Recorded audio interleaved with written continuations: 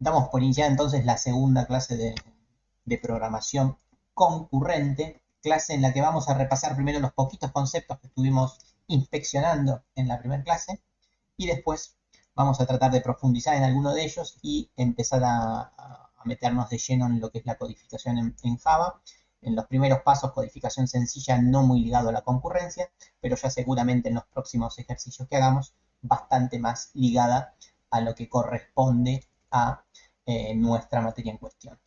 Así que bueno, la clase pasada no vimos muchos conceptos, pero sí inspeccionamos alguno de ellos. Inspeccionamos el concepto de concurrencia, ¿sí? Cuando un programa es concurrente y cuando un programa es paralelo. De hecho, son los dos conceptos más importantes que estuvimos inspeccionando en la clase pasada. Y después hablamos un poquito de los procesadores de una PC, de una computadora. Y vimos que hay un gran vínculo entre la concurrencia, el paralelismo, con el número de procesadores que teníamos en una PC. Bien, entonces yo les voy a hacer una pregunta bien sencillita, a ver, esperando las primeras respuestas, ¿no? Supongamos que tenemos una PC que tiene un procesador, un solo procesador, ¿sí? Y los procesadores habíamos visto que con el paso del tiempo se pueden ir separando en distintas unidades lógicas de procesamiento, ¿sí? Que es lo que se llaman núcleos. Bueno, la pregunta es, si tenemos un procesador y este procesador tiene un solo núcleo, o sea, un procesador de los viejitos, ¿sí? Acá dibujamos el procesador, muy simpático, es una cucarachita. Bueno, la pregunta es, yo con un procesador y con un núcleo, ¿puedo hacer concurrencia? De hecho, supongamos que tenemos un programa, ahí veo que me están contestando, todavía no leí el chat, pero tenemos un programa y este programa está separado en dos procesos, en un proceso 1 y en un proceso 2. Con un procesador y un núcleo puedo hacer concurrencia.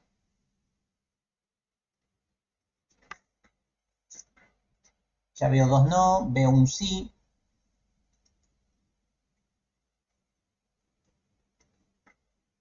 A ver, alguna más. Veo otro sí, veo otro sí. Bueno, parecería que va ganando el sí. A ver, un par más. Otro sí más. Bueno, creo que ganó el sí. Y la respuesta es sí, de hecho. De hecho, ustedes tuvieron el primer ejercicio de la tarea número 1. Básicamente tenían que ver cómo se comportaban distintos procesos en un único procesador. Nunca aclaré la cantidad de núcleos, pero siempre dijimos que cuando uno, hoy por hoy, en el día que vivimos, cuando uno dice procesador, en realidad se refiere a núcleo, ¿sí? Porque el núcleo es la unidad independiente del proceso, o sea, lo que a uno de verdad le importa es la cantidad de núcleos que tenés, la cantidad de procesadores no interesa, o sea, cuando uno dice un procesador seguramente se refiere a un núcleo. Entonces, el ejercicio que tenían ustedes en la unidad 1 era cómo repartir distintos procesos en un solo procesador, ¿no? Y ustedes tenían que hacer el dibujito de empieza el proceso 1, se bloquea, empieza el proceso 2, se bloquea, proceso 3, se bloquea, vuelve el proceso 1, se bloquea, vuelve el proceso 3, etcétera. Bueno, esto es concurrencia.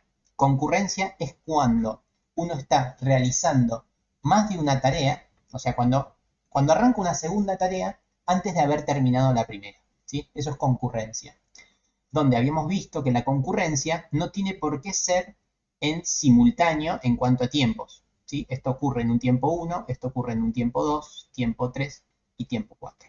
¿Sí? Esta es la redistribución de los procesos en un solo procesador y mientras, a ver, empezó el proceso 1, todavía no terminó y sin embargo ya empezó el proceso 2 y el proceso 3. Eso es concurrencia, ¿sí? Cuando estamos trabajando con un único procesador, obviamente lo que ocurre es que los procesos terminan terminando en el mismo tiempo que si los hubiéramos ejecutado de forma secuencial, ¿sí? Porque no hay un ahorro nato de tiempo. Lo que sí hay es una sensación de multiprogramación, habíamos visto, es decir que como esto es tan rápido, parece, para el humano o para el usuario, parece que todos los procesos se están ejecutando en simultáneo, cosa que es mentira. Solamente que vas pasando del uno al otro tan rápido que parece que están todos juntos. Entonces, la respuesta es, con un solo procesador sí se puede hacer concurrencia. De hecho, era lo que tenían que hacer ustedes en la tarea. Ustedes hicieron concurrencia eh, entre esos procesos y un único procesador.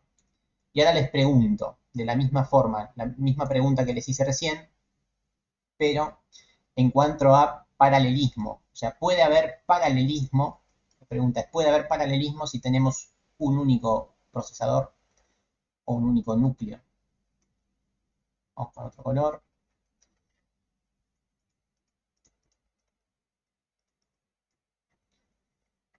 Y efectivamente la respuesta es no. ¿Por qué? Porque el paralelismo lo que nos pide es que cuando se está ejecutando el programa 1, el proceso 1, perdón, también se esté ejecutando en simultáneo el proceso 2. ¿Sí? Esto es que sea paralelo. Paralelos que están pasando de verdad en el momento, no que dan la sensación de simultaneidad, sino que son de verdad en simultáneo. Entonces, efectivamente, con un único procesador no se puede hacer paralelismo. Bueno, el paralelismo es parte de la concurrencia. Cuando uno habla de programación concurrente, se refiere a este caso, al caso que estuvimos viendo, pero también se refiere al paralelismo. El paralelismo es como el mejor de los casos de la concurrencia, pero la concurrencia va mucho más allá. O sea, no, cuando uno habla de programación concurrente, no pretende paralelismo, sino que en los casos que lo pueda dar, buenísimo. Si no lo puede, tratará de hacer la concurrencia acá, como estamos viendo.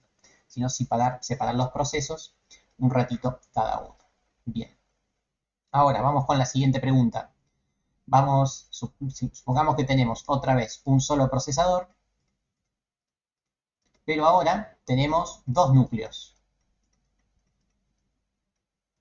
Y sigo teniendo dos programas o dos procesos. ¿Sí? Dos procesos, ¿sí? La pregunta es, ¿puedo hacer concurrencia con dos núcleos ahora? Y bueno, la respuesta es sí, obviamente. Si con uno podía, ¿por qué con dos no? En el peor de los casos no uso al segundo y ya fue, estoy haciendo concurrencia. ¿No? Pero obviamente si tenemos dos núcleos, lo que vamos a tratar de hacer que pase es que cuando empieza el programa 1, se ejecute, se bloquee, por ahí empieza el proceso 2 y por ahí también empieza el proceso 3. Total, tengo dos núcleos. Cada núcleo puede hacer cosas por separada de forma independiente, por lo menos en lo que estuvimos charlando en la clase pasada. Después por ahí empieza otra vez el proceso 1 y después por ahí empieza el proceso 4. O sea, de a ratos hace la concurrencia simple y cuando puede, o sea, cuando los dos núcleos están disponibles, ejecuta paralelismo en algún momento. ¿Sí? Y la pregunta es, ¿se puede hacer paralelismo? O sea, ¿los dos procesos pueden ejecutarse totalmente en paralelo si tenemos dos núcleos y tenemos dos procesos? La respuesta es sí, poder se puede, ¿no? Si tenemos dos núcleos, núcleo 1 y el núcleo 2, en el núcleo 1 podría estar ejecutando el proceso 1 y en el núcleo 2 podría estar ejecutando el proceso 2, totalmente en simultáneo, en paralelo, totalmente sincronizados, sin problemas. Entonces la respuesta es sí se podría, por lo menos a nivel teórico, parecería que se puede, ¿sí? Entonces eso es lo que estuvimos viendo la clase pasada. La clase pasada hicimos algún comentario, como que esto es como súper teórico y súper introductorio. La realidad es que si uno tiene dos núcleos y quiere realizar dos procesos, estos son números muy pequeños, ¿no? Pero seguramente no estén siempre disponibles los dos núcleos, porque en algún momento el sistema operativo es el que decide qué proceso es el que está en cada núcleo. Entonces, en algún momento el sistema operativo algo tiene que hacer y solamente lo puede hacer si algún núcleo lo está haciendo. Entonces, en algún momento todos los núcleos que tenemos en nuestra computadora, en algún momento van a estar ocupados para alguna tarea del sistema operativo. Entonces, es como muy teórico todo esto, pero es como que la cantidad de núcleos es la máxima cantidad de procesos que podés tener en paralelo. ¿Sí? No es un proceso controlable porque todo lo que ocurre lo administra el sistema operativo, así que lamentablemente es como la mejor respuesta, ¿sí? Es como lo que más el mejor resultado que esperamos es ese, es como mucho en paralelo tantos procesos como, como núcleos tenemos. Bien, es como la mejor respuesta que nos puede dar en nuestro programa, ¿sí? Bueno, dicho esto, avancemos un poquito. Esto es súper introductorio una vez más. Ahora vamos a profundizar en algunos conceptos porque dije todavía algunas mentiritas ahí, pero a modo de ir entendiendo los conceptos me parece válido lo que dije. ¿Hasta acá me van siguiendo? Esto es lo que... Perdón, Nico, yo Sí, tengo una pregunta. sí, obvio. Algo que no sé si no me quedó de la clase pasada. Cuando nosotros desarrollamos normal, por ejemplo, lo que hacemos en C o un proyecto de Sí. objetos uno, ¿la concurrencia ya es automática? ¿O hay que hacer un desarrollo especial para hacer concurrencia? No estás haciendo concurrencia. Con un desarrollo como los que hicimos en C, en ningún momento hiciste concurrencia. ¿Sí? Ok, Vos bien, tuviste, listo. tu programa se ejecutaba de forma secuencial y nunca hizo concurrencia, ni paralelismo mucho menos, pero no hizo concurrencia, ¿sí? Vos tenías un solo programa que se tomaba como un único proceso que se ejecutaba de forma secuencial, ¿sí? Claro, En Linux ok, tampoco es controlable, o sea, eso no es controlable en ningún momento, ¿sí? Porque el sistema operativo, sea cual sea, es el encargado de la planificación de procesos, ¿sí? Como eso también lo vi en la introducción de sistemas operativos, que había como, no soy experto en el tema, pero sé que hay dos niveles de centros de planificación del sistema operativo. Cada sistema operativo lo resuelve como puede, pero es el encargado de la planificación de los procesos. Entonces, sea cual sea, es el encargado, ¿sí? Bien, bueno, entonces tenemos la CPU, que dijimos que tiene una determinada cantidad de procesadores, ¿sí? Verdaderamente, por lo general, en las computadoras que nosotros manejamos, procesador físico, por lo general hay uno, ¿sí? Y vos me vas a decir, no, yo me compré una máquina que tiene cuatro procesadores. Bueno, mentira. Lo que se logró con el avance de la tecnología es al procesador, que es básicamente, haciendo la analogía con el cuerpo humano, la cabeza, el cerebro del cuerpo humano. Al procesador lo que logró hacer es separarlo en lo que se llama cores o núcleos, ¿sí? Que en casi su totalidad se manejan de forma independiente. Entonces acá tenemos un núcleo 1, un núcleo 2, un núcleo 3 y un núcleo 4, que eso es lo que cuando uno compra una computadora lo que termina comprando, es la cantidad de núcleos que tiene el procesador, ¿sí? Esto es lo que se llaman las computadoras multicore, ¿sí? Quiere decir que tiene varios núcleos. Estos núcleos, así como están, nos estarían diciendo que en el mejor de los casos podés realizar cuatro procesos en paralelo, ¿sí? Habíamos visto en Windows, por ejemplo, que si yo apretábamos control al suprimir, o sea, si vamos al administrador de tareas, eso podíamos verlo en algún lugar, que era en rendimiento CPU, teníamos en sockets la cantidad de procesadores, o sea, la cantidad de, de lugares donde puedo conectar el procesador, o sea, tengo un solo procesador, en mi caso un procesador de 6 núcleos, y a su vez aparecía este otro número, ¿sí? Que es los procesadores lógicos. ¿Qué es esto? Esto es un paso más que se pudo dar. Los núcleos, a su vez, pueden estar divididos en algo que vamos a ver a continuación, pero es que se llaman hilos, ¿sí? Los núcleos internamente pueden tener hilos o lo que se llaman procesadores lógicos, ¿sí? Internamente tenemos los núcleos físicos, que son los que les acabo de decir que se divide el procesador, y el procesador también tiene núcleos,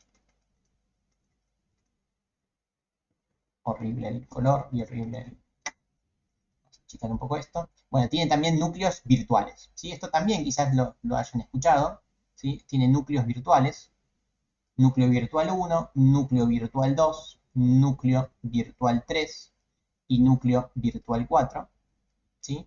Entonces, los procesadores en verdad lo que tienen es, además de los núcleos físicos, tienen núcleos virtuales. A todo esto se lo llaman procesadores lógicos,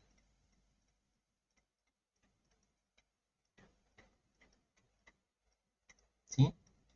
Procesadores lógicos. Y este es el número que nos interesa, este es el número máximo de procesos que podemos realizar en paralelo, ¿sí? En mi caso, otra vez, cerrar el administrador, no. En mi caso tengo 12 procesadores lógicos, porque tengo 6 núcleos y cada núcleo a su vez está separado en dos. Entonces tenemos el núcleo físico y el núcleo virtual para cada uno de mis núcleos, ¿sí? Entonces, en mi caso, en vez de ser un 4x4, tengo un 6x6. Medio anecdótico y medio ligado al hardware, pero eso lo vamos a utilizar bastante cuando empecemos a programar. Tengamos siempre presente ese número, que obviamente depende de cada computadora, y depende de cada computadora va a ser el rendimiento de los programas que hagamos, ¿sí? Porque no es lo mismo hacerlo con un núcleo, que con 12, que con 16, que con 4, que con 8. Bien, pero este es el concepto general que tenemos que entender. Entonces, ¿cómo vamos a lograr nosotros la concurrencia? Bien, supongamos que tenemos un único proceso, ¿no? Estamos programando, ¿no? Un programita bien sencillo y ese programa lo separo en un solo proceso, ¿sí? Un proceso por ahora para nosotros es un par de líneas de código, ¿no? Supongamos que un programa son 400 líneas de código, un proceso es un segmento de ese programa, por ahora tomémoslo así. Supongamos que tenemos un proceso, uno solo, ¿sí? Un proceso que podría ser algo sencillito, pero no tanto, qué sé yo. Acumular un array, ¿sí? En el lenguaje que quieran, no importa. Ir acumulando el contenido de un array, ¿no? Ese es un proceso re sencillo, pero tampoco es una asignación, ¿sí? Es un proceso sencillo, pero no tanto. Bueno, ese es mi proceso 1. ¿Sí? Si yo lo ejecuto de forma secuencial, es lo mismo de siempre. Ahora, ¿cómo hacemos para que este proceso 1 se pueda ejecutar de forma concurrente? ¿Sí? En un rato vamos a hacer algunos dibujos, pero para que un proceso se pueda ejecutar de forma concurrente, procesador lógico es virtual más físico, efectivamente. Para que los procesos se puedan ejecutar en concurrencia, o sea que la acumulación del array se pueda hacer en paralelo o en concurrente, lo que se generan son lo que se llaman hilos del proceso. Hilo 1 y el hilo 2, por ejemplo, ¿no? A mi proceso, o a todos los procesos que tengamos, o todos los programas que empecemos a hacer, vamos a tratar de separarlo en hilos. ¿Qué son los hilos? Bueno, básicamente son una unidad más atómica que un proceso, es pues una unidad que trata de resolver parte de un proceso o todo un proceso, que estos hilos son los que vamos a tratar de manejar con cada uno de nuestros núcleos, ¿sí? O manejar nosotros no, sino el sistema operativo. Entonces lo que vamos a tratar de hacer es a nuestro proceso separarlo en hilos, donde cada hilo va a ser algo de la totalidad de lo que tenemos que hacer, ¿sí? Entonces esa es la idea de lo que vamos a tratar de hacer en concurrencia. Dado un proceso, separarlo en una determinada cantidad de hilos. Esto suponiendo que tenemos un proceso. Ahora supongamos que tenemos otro proceso, ¿sí? Un proceso 2. A este proceso 2, por ahí es más difícil. Bueno, lo separo en 3 hilos. Hilo 2, hilo 1 e hilo 3. ¿Por qué? Porque es más complicado. Prefiero hacerlo en 3 hilos. Y vamos con otro proceso 3. Que nada, otra vez, lo separo en 2 hilos. La pregunta es, si yo quiero que estos procesos se ejecuten en paralelo, ¿cuántos hilos como mucho podría crear? ¿No? Si quiero que todo se genere en paralelo, ¿sí? Todos los subprocesos de cada proceso sean todos en paralelo, ¿cuántos hilos como mucho podría generar? ¿No? En este dibujo, en este caso, tenemos 7 hilos, ¿no? Pero como mucho, ¿cuántos podría ser? Acá tengo 7, ¿sí? Son los subprocesos en los cuales voy a separar cada proceso. Pero como mucho, ¿cuántos podría hacer yo en mi computadora? Si quiero que sea todo en paralelo, como mucho 12, ¿sí? O sea, esa analogía la vamos a hacer bastante porque justamente lo que vamos a intentar para que haya paralelismo es que cada hilo lo tome un núcleo. Y como yo tengo 12, como mucho tendría que generar 12 hilos, ¿sí? Reitero, como mucho. En algún momento algún núcleo va a estar siendo ocupado. Pero hacer más de 12 hilos no quiere decir que esté mal, sino que lo que estoy diciendo es que no voy a poder hacer paralelismo en su totalidad. Bien, estos son los hilos del proceso, ¿sí? Ahora bien, supongamos que tenemos el procesador y el procesador tiene un núcleo 1 y un núcleo 2 y yo acá estoy generando en este caso 7 hilos. Está clarísimo que estos 7 hilos no se van a poder ejecutar solamente en estos dos núcleos, entonces, como por acá, es donde aparece el sistema operativo. El sistema operativo lo que trata de hacer es nosotros vimos que cada núcleo se puede separar en los hilos, o sea, el núcleo virtual y el núcleo físico, si quieren. ¿Sí? Tenemos. Yo después les voy a dar un dibujito re lindo, ¿no? Después les subo todo el material para que lo vean, pero el núcleo 1 tiene su parte virtual y su parte física, y el núcleo 2 tiene su parte virtual y su parte física. ¿Sí? Y yo generé 7 hilos, ¿no? Claramente hay un problema, porque tenemos 4 y después acá tenemos 7. Eso parecería ser un problema. Bueno, el sistema operativo, por medio de la planificación de procesos, que fue lo que estuvimos viendo en la clase pasada, lo que termina haciendo en algún momento es a los hilos los junta en algún momento, de alguna forma,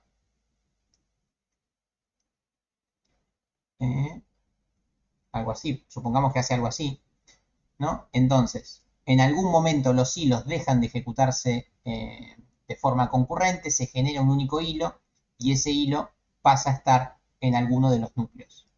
Bien, todo esto, horrible dibujo, lo hace el sistema operativo por medio de la planificación de nivel 1. Y una vez que ya asignó estos hilos lógicos del sistema operativo, cada vez que los asignó a un núcleo, después lo que falta hacer es, obviamente, asignarlos al procesador en algún momento, ¿sí? Entonces acá aparece la planificación de nivel 2.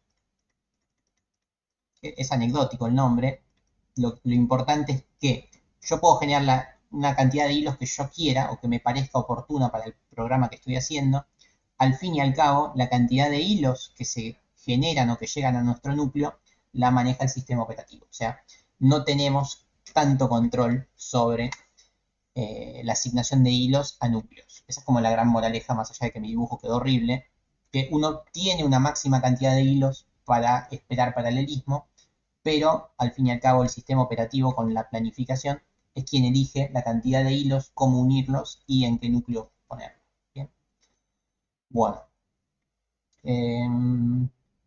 Ok, eso a modo conceptual de lo que vamos a tratar de hacer. Entonces, ahora, hoy acabamos de pensar o debatir sobre un concepto nuevo, que es el que vamos a empezar a utilizar nada, de a poquito, todas las clases, que es el concepto de hilos. ¿Sí?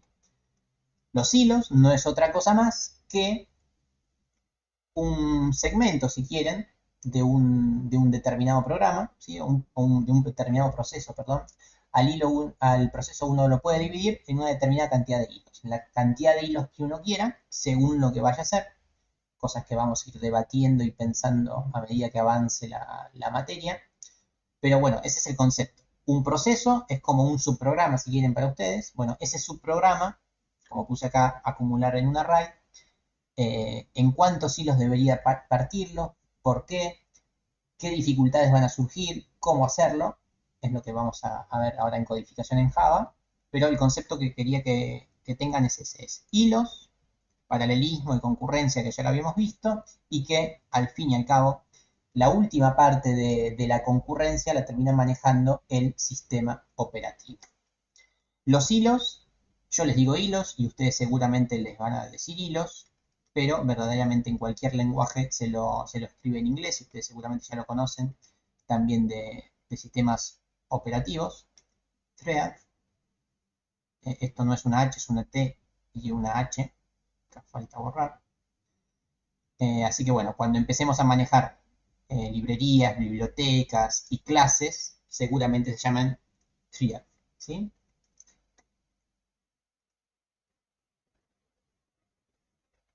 Yo no entendí muy bien. Yo no entendí muy bien. Pero ¿qué es lo que pasa cuando se juntan y van a un núcleo? Bueno, ahora lo vamos a ver. Hoy no. La próxima clase, cuando codifiquemos hilos, vamos a. Esta parte es la que no entendés. ¿Sí? La unificación. Bueno, eso es una parte que yo no manejo y que ustedes tampoco y que nadie maneja, ni ningún programador maneja. Es la parte que resuelve el sistema operativo, justamente. Pero así todo, cuando creemos hilos, en la próxima clase que hagamos con computadora, vamos a generar muchos hilos y vamos a ver cómo queda la unión, ¿sí? No podemos decidir cómo es, pero sí podemos ver cómo quedó la unión, ¿sí? Básicamente es un nuevo hilo, ¿sí? Es un nuevo hilo de ejecución de estos tantos hilos que yo había generado, ¿sí? Un hilo es una unidad más pequeña de ejecución que un proceso, ¿sí? Ustedes recuerden que los procesos, a ver si ¿se acuerdan que los procesos tenían estados? ¿Sí? ¿Se acuerdan de eso? Estados del proceso. Naranja.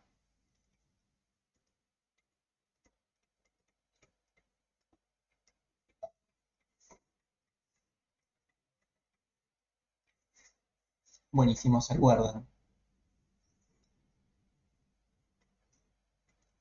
A ver, ¿qué estados había? ¿Se acuerdan? Y si me los dicen en orden mejor, mientras voy leyendo esa pregunta.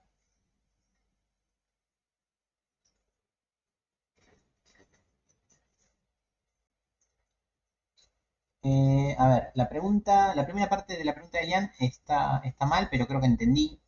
A ver, un procesador tiene varios núcleos y a su vez existen los núcleos virtuales. Pero el procesador tiene en realidad muchos núcleos, ya sean físicos o virtuales, terminan siendo núcleos.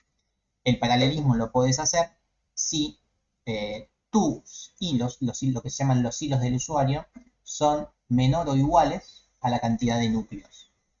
Esto no lo aclaré en ningún momento, pero a los núcleos, tanto físicos como virtuales, también se los llaman hilos. O sea, acá en este dibujo, esto también es un hilo. A ver, esperen que cambie el color. Creo que entendí hacia dónde iba la pregunta. Además de ser núcleos físicos y núcleos virtuales, esto también se llama hilo 1, hilo 2, hilo 3, etcétera. Se les suele llamar hilos también a los núcleos, pero estos hilos, este sería el hilo 7, hilo 8, son lo que se llaman los hilos del sistema operativo, no son los hilos del usuario. Estos son hilos del usuario. O sea, hablando en castellano, la cantidad de hilos que yo genero se tienen que ejecutar como mucho en la cantidad de hilos del sistema operativo. ¿Bien? Entonces, si yo genero más hilos que los que soporta mi sistema operativo, en algún momento se va a hacer esta unificación de hilos. ¿Bien? Creo que ahí te respondí. Yo por ahí en algún momento utilicé la palabra hilo en vez de núcleo, porque y no había hecho esta distinción. También se llaman hilos, solo que son hilos del sistema operativo y hilos del usuario. ¿Sí? Los hilos que están ligados a la división del procesador son los hilos del sistema operativo, son los hilos que maneja el sistema operativo. Y los otros son los hilos del usuario, que son los que yo manejo. ¿Sí? Y bueno, ahí había preguntado cuáles eran los estados del proceso, de los procesos, perdón, y efectivamente son esos. Había, bueno, ustedes creo que seguían la bibliografía, perdón, así se dice, de Stanley, donde había como dos grandes esquemas para modelar los estados de los procesos, ¿sí? Uno era el que se llamaba de los 5 estados, y el otro, ustedes me ayudarán, pero creo que era de los 7 estados, porque se agregaban dos bloqueos, o no sé si de 8 estados. Pero bueno, el que más se usa como para entender todo es siempre el de 5 estados, que básicamente es el estado creado, que bueno, es la parte de la creación del proceso, o sea, la parte que exista el código que va a ejecutar el proceso, ¿no? Esta es la parte más obvia, la parte de creado. La parte de listo, ¿sí? Que esto es cuando ya se elige el proceso que se tiene que ejecutar y ya está listo para ejecutarse. O sea, en cualquier momento va a empezar a usar a nuestro procesador. En el momento que lo usa, es en el momento que se está ejecutando, ¿sí? Y cuando termina su ejecución, pasa al estado de terminado. ¿No? Les dije que esto era un modelo de 5 estados, pero bueno, obviamente dibujé 4. ¿Por qué? Porque me está faltando uno, que era el estado bloqueado. Esto es lo que también hicieron en la clase pasada. El estado de bloqueado. En algún momento se está ejecutando, por ahí necesita un recurso o algún dispositivo de entrada o salida, no puede seguir su camino porque alguien lo está usando, o porque lo tiene que esperar que cargue los drivers o lo que sea, entonces pasa a estar bloqueado. Una vez que deja de estar bloqueado, vuelve al estado listo, ¿sí? Y bueno, después de listo vuelve a ejecutarse. O sea, entre el bloqueado y el listo seguramente haya una cola de espera entre todos los procesos que pasaron de estar bloqueados a estar listos. ¿Sí? El dibujito que suelen hacer ustedes cuando trabajan con la planificación de procesos. Bueno, estos son los estados de un proceso. Si uno googlea un poco estados de un hilo, los hilos dijimos que son una unidad de procesamiento menor que la de los procesos. La verdad es que los hilos tienen estados muy parecidos a estos, cambian levemente su nombre, pero la realidad es que son iguales. El hilo se creó, el hilo está listo para usarse, el hilo se ejecuta, el hilo se bloquea, el hilo termina, etc. Entonces, cuando uno mira el dibujo entre los estados del proceso y los estados del hilo, parecería que los hilos y los procesos son lo mismo, pero nosotros acabamos de decir que un proceso se puede separar en varios hilos, y ahí es donde está la gran diferencia. Cuando uno mira estos gráficos entre procesos y hilos, la gran diferencia entre un proceso y un hilo, porque uno me va a decir, si un proceso se puede dividir en dos subprocesos, ¿qué diferencia hay entre el hilo y el proceso? Si un proceso lo dividí en hilos, o en subprocesos, como quieran llamarlo, ¿qué diferencia hay entre eso? O sea, ¿por qué hago eso más allá de la concurrencia? Porque nosotros, cuando hablamos de concurrencia, al principio, la clase pasada, les dije que los procesos los podemos separar un rato cada uno antes de que sea bloqueado, y eso ya era concurrencia. Entonces, si ya existía la concurrencia sin hacer alusión a la palabra hilo, ¿para qué yo genero hilos? ¿No? Bueno, básicamente genero hilo para la separación de las tareas internas del proceso, y porque si yo genero hilos, hilo 1 y un hilo 2, si bien sus estados son iguales, entonces al tener los mismos estados parecería que son dos procesos distintos, lo que los une a estos dos hilos es que se están ejecutando en el mismo proceso, o sea, el proceso es el que invocó a estos hilos, motivo por el cual estos hilos comparten memoria. ¿Sí? Cuando yo tengo un proceso y está listo para utilizarse, y cuando se está ejecutando, incluso cuando está bloqueado, este proceso tiene memoria asignada. ¿Sí? Este proceso está en una parte de la memoria, ¿sí? Y utiliza esa parte de la memoria para ejecutarse, para bloquearse, para pasar a su cola y para terminar. Bueno, los hilos utilizan la misma memoria que el proceso, ¿sí?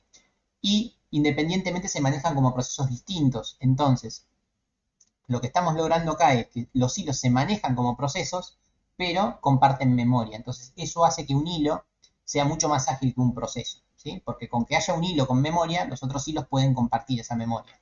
No así con los procesos, que cada proceso tenía su memoria. La moraleja acá, ¿no? Tampoco vamos a estar toqueteando eso de qué memoria le corresponde a cada hilo ni nada por el estilo. La gran moraleja acá es que cuando uno genera hilos, el tiempo que tarda en pasar del creado al listo, ¿sí? Este tiempo para un hilo es mucho más breve porque tiene que hacer menos cosas porque comparte la memoria. O sea, hay una parte de la asignación que ya la tiene hecha. Entonces, es mucho más ágil trabajar con hilos que simplemente con procesos. Entonces, separar en hilos termina siendo más eficiente que trabajar con un único proceso. Suponiendo que uno lo hace bien, ¿no? Que no es nada fácil, pero suponiendo que uno sabe cómo manejar los hilos y cómo separar el programa en subprogramas, o en subprocesos, mejor dicho, es mucho más eficiente trabajar con hilos. ¿Sí? Bien. Bueno, eso en cuanto a lo básico que quería ver hoy en cuanto a teoría. Un proceso se puede separar en unidades de ejecución más ágiles que comparten memoria, y eso se llama hilos. Y los hilos son los que se terminan ejecutando en los núcleos lógicos del procesador, y esos hilos son los que vamos a tratar de hacer concurrencia entre ellos. ¿Sí? Vamos a tratar que se ejecuten de forma concurrente los hilos. Ahora bien, pasemos a un primer pseudo programa para entender qué es todo esto, porque son muchas palabras que parecen todo lo mismo, pero veamos que no es tan así. Pensemos en lo que habíamos hecho recién. Supongamos que tenemos un vector de 5 unidades, ¿sí? De 5 elementos, donde el primer elemento es un 1, el segundo elemento es un 2, el tercer elemento es un 7, el otro es un 4 y el otro es un menos 1. ¿Bien? Y tengo un proceso secuencial, proceso secuencial.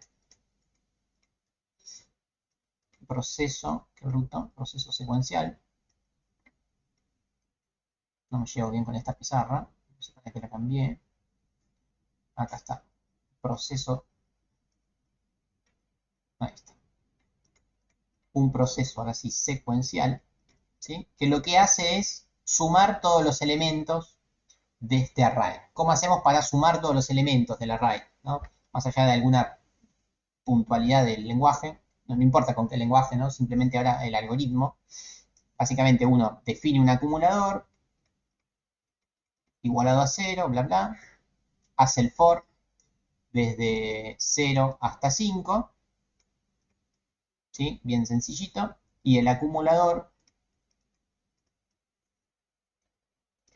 lo iguala a el acumulador más el elemento, el vector en la posición del iterador, ¿sí? Bien sencillito. Bueno, nada. Ese es mi proceso secuencial, ¿sí? Bien, ahora veamos cómo podríamos hacer esto de forma concurrente. O sea, algo bien sencillo, pero de forma concurrente. Entonces, supongamos que esto lo voy a separar en dos hilos ahora. O sea que voy a hacer esto de alguna forma, pero en dos hilos, ¿sí? Vamos con el acumulador en 0, ¿sí? Y vamos con el hilo 1 y el hilo 2. Tengo que determinar cómo voy a hacer esto, ¿sí? O sea, el hilo 1 no va a sumar todos y el hilo 2 no va a sumar todos porque si no sería como ejecutar dos veces el mismo proceso. O sea, siempre cuando uno genera hilos, tiene que definir una estrategia, obviamente, para los hilos, ¿sí? Entonces, por ejemplo, podríamos decir, bueno, que el hilo 1 se encargue del 0 al 3, ¿sí? Y el otro que vaya del 4 al 5, ¿no? Hay que definir una estrategia. La más intuitiva me parece esta, que un hilo se encargue de los primeros y que el otro hilo se encargue de los segundos, ¿sí? Efectivamente, lo que dijo Pablo, o sea, lo que acabo de dibujar es más o menos lo que dijo Pablo, es el hilo 1 que haga el for del 0 al 3 y el hilo 2 que haga el for del 4 al 5, como quieran verlo, ¿sí? O sea, esa es la idea de la concurrencia.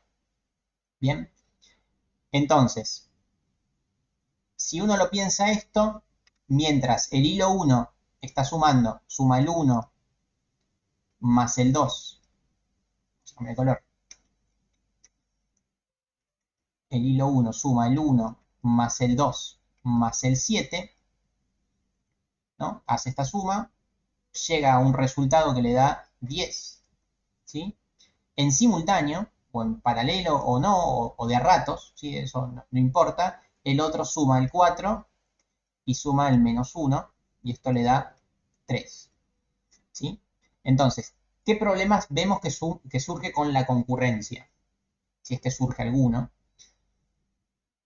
No sé si con el dibujo está claro lo que puede llegar a pasar, porque justamente las primeras clases de esta materia es entender los problemas que pueden surgir con esto.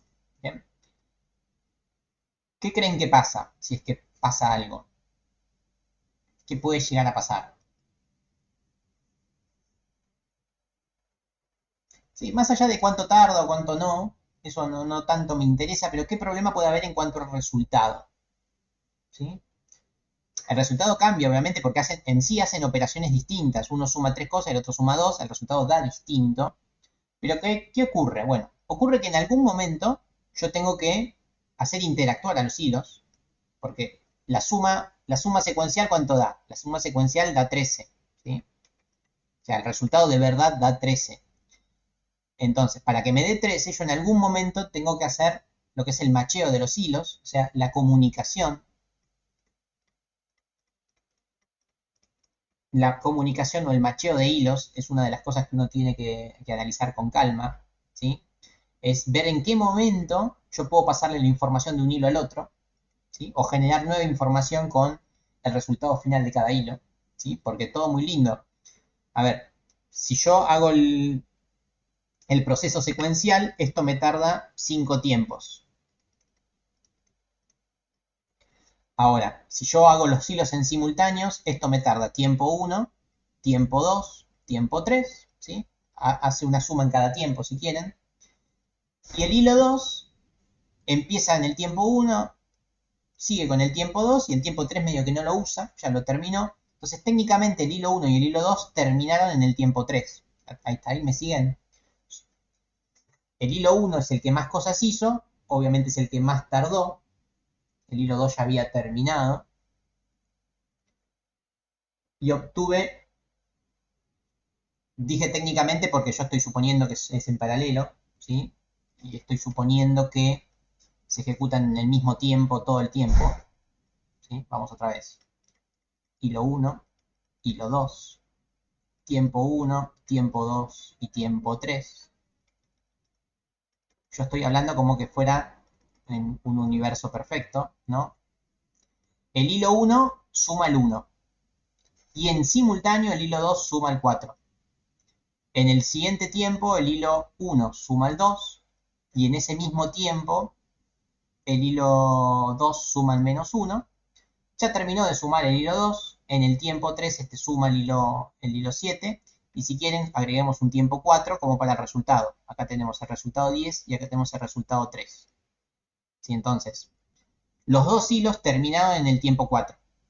¿Sí? O sea, en el tiempo 4 yo ya terminé de hacer la suma de todos los elementos. ¿Sí? Ahí por ahí se entendió mal, mejor que quedó mejor la tablita. En el proceso secuencial, ¿cuánto hubiera tardado? Teníamos un hilo único y teníamos el tiempo 1, el tiempo 2, el tiempo 3, el tiempo 4, el tiempo 5, sumábamos los elementos, sumo, y encima el tiempo 6 para el resultado, para ser coherentes. O sea, si se ejecutan en paralelo, parecería ser que voy a tardar menos, voy a terminar en el tiempo 4, ¿sí? El otro hubiera terminado en el tiempo 6. Pero bueno, estamos tratando de ver cuáles son los problemas que pueden surgir con la concurrencia. Porque de esta forma parecería ser que la concurrencia es mejor que en los programas secuenciales. Bueno, el primer problema que aparece es este, ¿sí? De la comunicación o el macheo o el pasaje de mensajes. Porque yo en algún momento le tengo que avisar al hilo 2 que el hilo 1 sumó 10. O al revés, avisarle al hilo 1 que el hilo 2 sumó 3. Porque si no, se pierde esa cuenta parcial, ¿sí?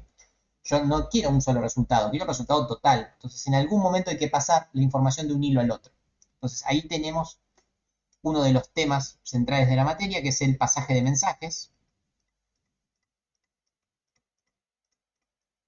que es como la clase 4 o 5. Es bastante complejo esto de analizar cómo pasar información de un hilo al otro. Hasta ahora ganamos en tiempo, pero nos queda por solucionar un problema, que es el pasaje de mensajes. Y además aparece otro problema que vamos a tratar de solucionar mucho antes, que ¿cuál creen que es? Porque acá con el dibujo no se lo llega a ver, pero puede que uno lo llegue a entender o que se le pueda ocurrir a alguien cuál puede ser el proceso, el problema en cuestión de hacer estas operaciones en simultáneo. A ver si a alguien se les ocurre. Voy a tratar de ir haciendo un dibujito un poquito más ameno porque esta parte es bastante interesante la que voy a decir ahora. Puede ser cuando uno de los procesos, o sea, se divide el proceso en hilos, por ejemplo, algún dato del hilo 1. ¿Puede ser ese el problema? Eh, no llegué a escuchar bien la primera parte, repetime. Ah, que por ejemplo, no sé si es el problema, pero por ahí que el hilo 2 necesita algún dato del hilo 1, entonces requiera que sí o sí alguna de las, o sea, se procese algo y se lo devuelva antes al hilo 2. O Eh, sea, puede llegar a pasar ese problema. Exactamente, creo que lo que decís es lo que justamente quería que me digan. A ver, ¿alguien más o que pueda expresar lo mismo que el compañero, pero con otras palabras? Porque efectivamente viene por ahí el problema. Escribí acá el vector otra vez para no perderlo. Por ahí preguntaban en qué momento es correcto hacer el pasaje. Bueno, es correcto en el momento que uno lo necesite según el algoritmo que está haciendo. Puede ser al final, cuando cada hilo termina, comparten la información, pero a veces se necesita compartir la información mucho antes, que era como decía el compañero que habilitó el micrófono. Que ahora, con el dibujo que voy a hacer ahora, puede que se entienda un poquito eso. Y lo otro que está diciendo Maximiliano es la clave, justamente. Lo que dice Lucas de sincronizar los hilos también viene bien, pero para más adelante. La clave está en lo que acaba de decir Maximiliano. Que los dos hilos están utilizando el acumulador. ¿Sí? Acá está la cuestión. Esto puede generar un problema bastante complicado por lo siguiente. Vamos a tratar de dibujar. Vamos, el hilo 1 se encargaba de los 3 primeros elementos, el hilo 2 se encarga de los últimos 2. Bien, bueno, Reitero, qué hilo se ejecuta en cada momento no lo manejo yo, lo maneja el sistema operativo, motivo por el cual yo voy a suponer determinadas cosas. Tenemos el hilo 1, el hilo 2. Por algún motivo, o sea, por el sistema operativo, el hilo 1 arranca primero, ¿sí? Cuando el hilo 1 arranca primero, lo que hace es suma el elemento 1, ¿sí? Entonces, el hilo 1, ¿qué hace? El hilo 1 recibe el acumulador que está en 0, ¿sí? Recibe el acumulador que está en 0, le suma 1, ¿bien? ¿Y qué devuelve? Devuelve un 1, o sea, devuelve me refiero a cambia el valor del acumulador. O sea, el acumulador está en 0, le suma 1, el acumulador termina en 1, ¿bien? Todo esto pasa en el tiempo 1. En el tiempo 1, ¿sí? En el tiempo 1 se ejecutó solamente el hilo 1. ¿Por qué? Porque así lo decidió el sistema operativo, ¿bien? Ahora bien, se libera alguno de los núcleos, algún recurso, el sistema operativo deja de hacer algo de lo que está haciendo y empezamos a vivir en el tiempo 2, ¿sí? Y en el tiempo 2, como se acaba de liberar el segundo núcleo, ahora sí empiezan en simultáneo, o sea, en paralelo, a partir de este momento empiezan a ejecutarse en paralelo, tanto el hilo 1 como el hilo 2. Bueno, y acá empiezan los problemas. El acumulador está en 1, ¿sí? Porque yo sumé un 1, ¿bien? Hasta ahí me siguen. El acumulador está en 1.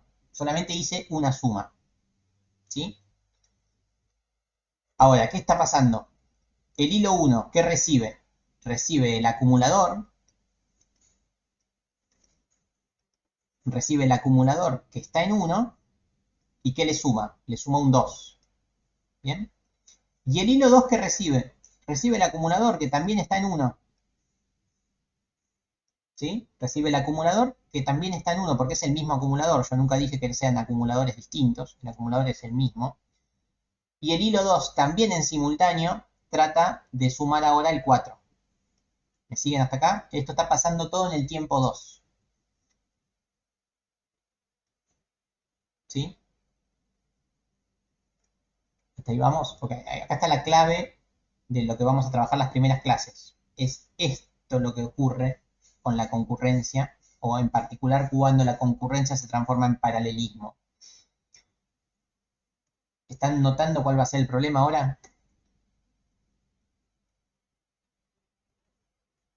Los dos hilos en el mismo instante están accediendo al acumulador. Y hasta ahí va todo bien, están acceden al acumulador. El problema es que el hilo 1 quiere cambiar ese acumulador y lo va a cambiar por un 3. En este caso lo va a cambiar por un 3, ¿sí? Porque al 1 le suma un 2. Y en este otro caso, al acumulador lo va a cambiar por un 5.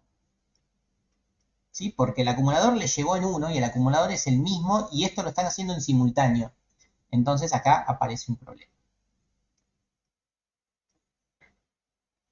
Este problema que surge acá, o sea, si yo les pregunto, si en el tiempo 3 hago un print de pantalla o lo que sea que hagamos del acumulador, ¿cuánto me da?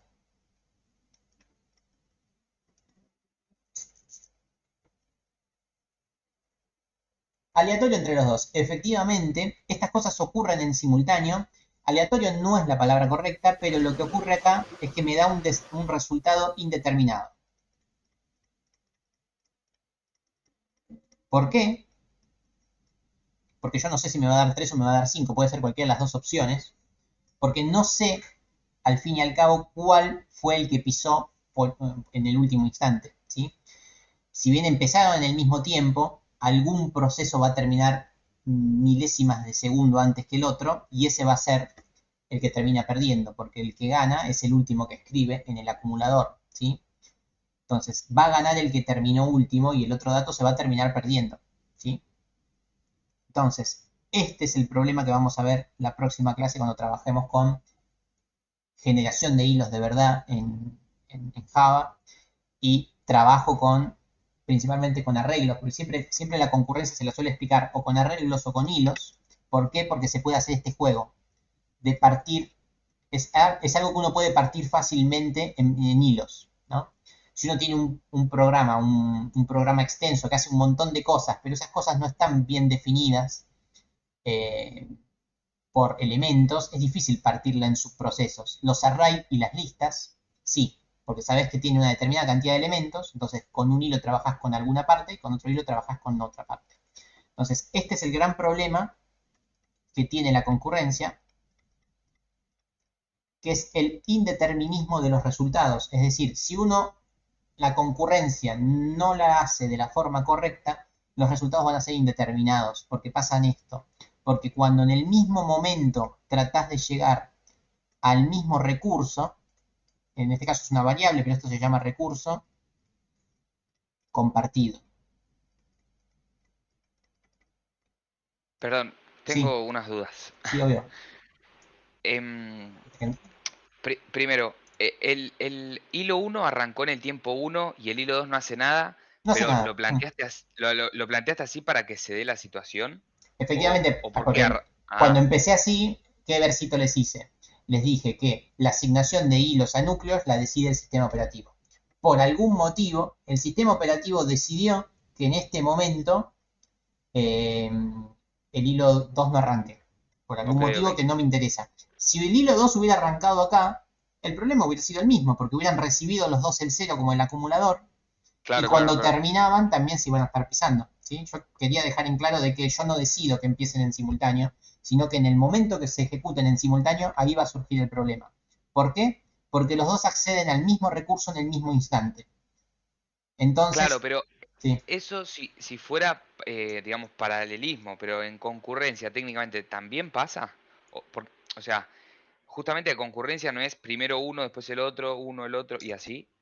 Esa es la peor parte de la concurrencia. O sea, la peor parte de la concurrencia, o sea, el peor resultado de la concurrencia es hacer esto. Primero uno, después el otro, primero uno, después el otro, pero nosotros vamos a tratar de que el mayor cantidad de tiempo posible se ejecute paralelismo, porque el paralelismo es el que te hace ganar tiempo, no la concurrencia. ¿Sí? Ah, ok, ok. O sea, Bien. la concurrencia abarca tanto la concurrencia estándar, como estaban viendo ustedes, con la administración de procesos, como el paralelismo. Son las dos cosas. Cuando uno habla de concurrencia, habla de las dos cosas, y uno desea que se ejecute todo en paralelo, pero no Ok. deja de ser solo un deseo, porque ya vimos que uno no elige en qué momento se ejecuta en paralelo, uno tiene que pensar como que quiere que todo se ejecute en paralelo, aunque termina decidiendo el Siendo sistema concurrente. operativo qué parte es concurrente y qué parte es paralela. ¿Sí? Ok, bien, ya entendí, gracias. Okay. O sea, la moraleja es que yo tengo que pensar mi programa pensando en que en el mejor de los casos todo va a ser paralelo. Entonces tengo que evitar que haya problemas en el paralelismo. ¿Sí? Después, si el sistema operativo decidió o no pudo hacerlo en paralelo y lo termina haciendo de una forma concurrente estándar, es decir, generando la sensación de multiprogramación, no van a ocurrir estos problemas, porque los problemas surgen cuando accedo al mismo recurso en el mismo instante. ¿Sí? Efectivamente, esto es como la primer pata del deadlock, que lo vamos a ver también la clase que viene, pero básicamente es uno de los brazos del deadlock. ¿Sí? Es cuando estoy accediendo al mismo recurso en el mismo instante por dos hilos. Hay uno que va a hacer su tarea y el otro la va a hacer sobre algo que ya fue modificado, o peor aún, lo va a hacer sobre algo viejo. ¿Sí? Entonces, ahí van a aparecer las inconsistencias en la programación concurrente. Así que seguramente vamos a tener una o dos clases trabajando con arreglos y tratando de solucionar el indeterminismo a la hora de separar un programa en hilos. Bien, para evitar esto. Bueno, y ya empecemos a repasar un poco de Java. ¿Sí? Vamos a empezar a meternos de lleno en la programación en Java. Eh, ¿Cómo hacíamos para que se genere esto, un recurso compartido? ¿Sí? Yo quiero que una variable, un atributo o una clase, lo que sea, no importa ya, sea compartida entre varias clases o varias instancias. ¿Se acuerdan en qué momento pasaba esto? Si yo tengo una variable, ¿cómo hago para que esa variable esté compartida entre todos los elementos de una misma clase, si quieren? A ver si tienen claro ese concepto. Supongamos que tengo la clase persona. Tengo la clase persona y tengo dos instancias de la clase persona.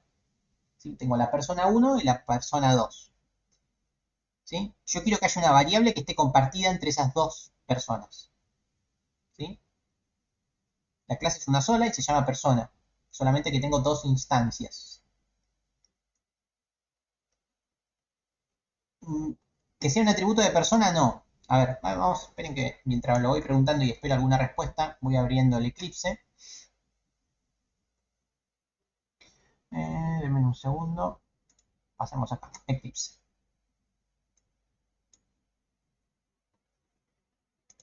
Muchas palabras raras. Bueno, si no se acuerdan cómo se hacía, es File, New Project, Java Project. Le vamos a poner clase 2, repaso. Se ve chiquito esto, ya lo sé. Ahora veo de arreglarlo. Repaso concurrente.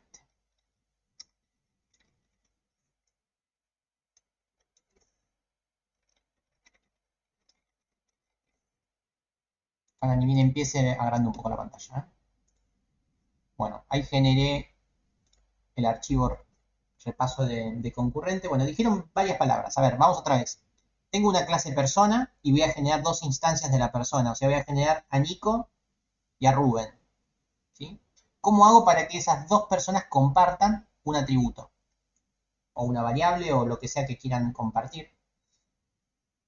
¿Sí? ¿Cómo hacemos eso? Mientras voy generando un paquete que se va a llamar modelo. Y dentro del paquete modelo una clase. File new class persona. Listo, ahí tengo mi clase persona.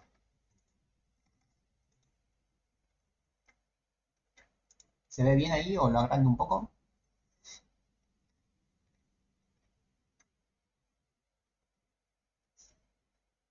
¿El valor del atributo sea el mismo? No, tampoco. Que sea una variable, a ver, una variable constante no sería una variable, ¿no? Si una variable es constante no es una variable, pues no varía. Esa no va. Llama la atención que nadie me lo dijo bien. ¿Sí? A ver, primero repasemos y lo vamos pensando entre todos. ¿Sí? Voy a hacer una clase persona bien sencillita para aquellas personas que por ahí no están cancheras con Java. ¿Sí? En Java por lo general todo se separa en paquetes y dentro de esos paquetes generamos clases.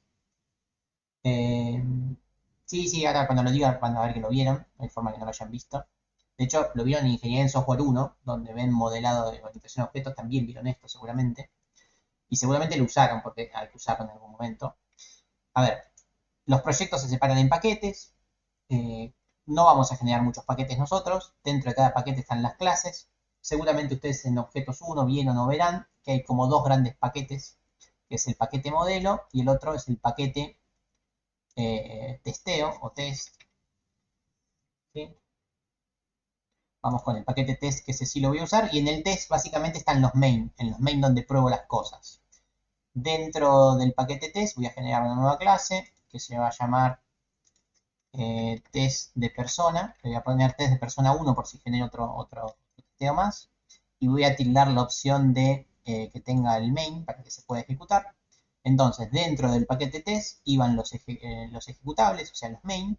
Y dentro del modelo, simplemente las clases. Para los que no vieron objetos y solamente vieron lo poquito que vieron conmigo de C, persona vendría a ser como el punto H y el punto C de C, donde está la estructura, sus variables y sus funciones o procedimientos, y el testeo es el main. Básicamente la misma cosa.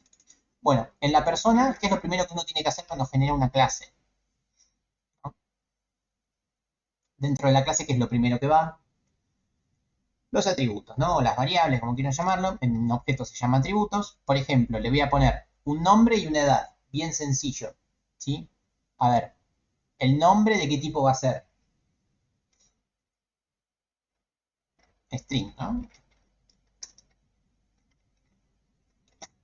Se va a llamar nombre. ¿Sí?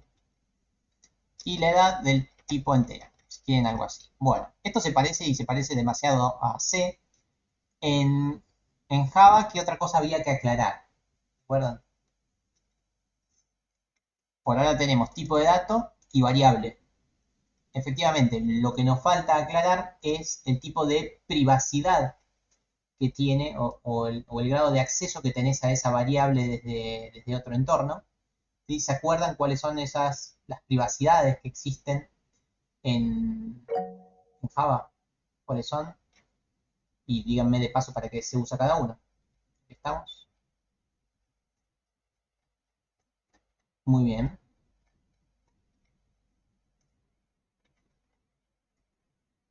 O sea, existen las públicas, las privadas y las protegidas.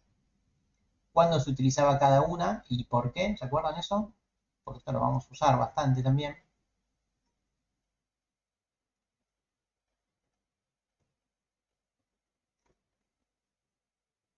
Bien, va por ese lado, muy bien.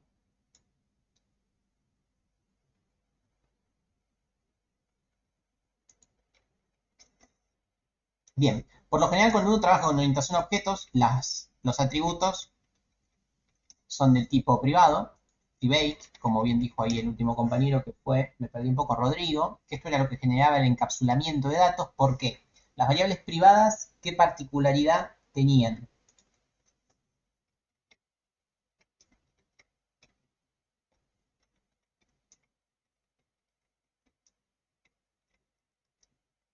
Efectivamente, a ver, las que más se usan en orientación a objetos son justamente las privadas, porque son aquellas que puedo acceder solamente desde mi clase, ¿sí? O desde mi clase, punto, no hay mucho más, ¿sí? Ahora, ¿qué pasaba si yo pongo, en vez de privado, pongo public? Que es como el otro caso. ¿Qué pasa cuando una variable es del tipo public? ¿En qué momentos puedo acceder a la variable public o pública? Efectivamente, cuando uno trabaja con variables públicas, vamos a empezar a resumirlo de alguna forma, cuando yo trabajo con una variable pública, desde cualquier otra clase, ¿yo qué puedo hacer? Puedo hacer persona, punto, variable. ¿Sí? Cuando yo trabajo con una clase privada, con una privacidad justamente privada, lo que digo es que la persona, punto variable, no funciona. ¿Sí? Esto me tira error justamente por el encapsulamiento de datos. ¿Cómo hacíamos para acceder a la variable? Así que esto también está bastante ligado a C, lo que estuvimos viendo.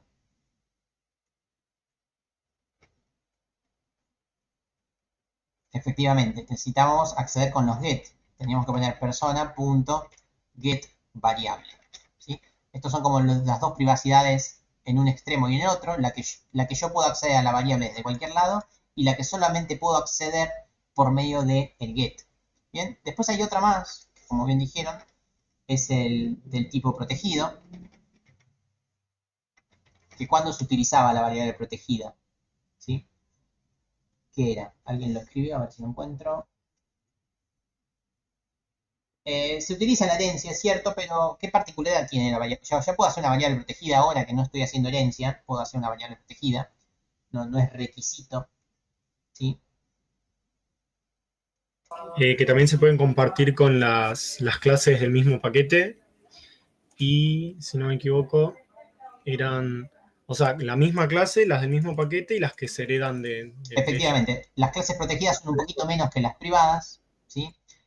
También las puedo utilizar desde las clases hijo, por eso ustedes me dijeron cuando hay herencia, y también las puedo utilizar desde cualquier clase que esté en el mismo paquete. O sea, cualquier clase que esté en el mismo paquete, yo puedo hacer persona.variable y no voy a tener problema, ¿sí? Esas son las protegidas. Y también en Java podemos... Está, profe, eso le iba a decir hace poquito, lo descubrí, default. O sea, si no se agrega ninguna, queda Exactamente, por si lo dejo como estaba, como habrán visto, no me tiró error. Me dice que está todo bien. ¿No? Esto es lo que se llama por defecto, ¿sí? La privacidad sin definir o por defecto, que es cuando uno no la aclara. ¿Y se acuerdan qué es? Sí, se puede acceder por la misma clase y las que estén en el mismo paquete nada más. O sea que clases de otros paquetes no pueden acceder a esa variable. Efectivamente, en resumen, clase de otro paquete no puede acceder a esa variable. Y entonces ahí me va a decir, y es lo mismo que protegida, me van a decir. Pero tampoco pueden acceder las clases hijas por más que estén en otro paquete, ¿sí? O sea, ahí es donde pierde un poquito en cuanto a la protección. La verdad es que no se usa, porque se suele aclarar, porque si no se pierde un poco de claridad. Pero bueno, la realidad es que nosotros vamos a utilizar pública y privada como siempre, pero hay otra palabrita importante que todavía no analizamos. ¿Cuál es? En cuanto a las variables e incluso también a los métodos.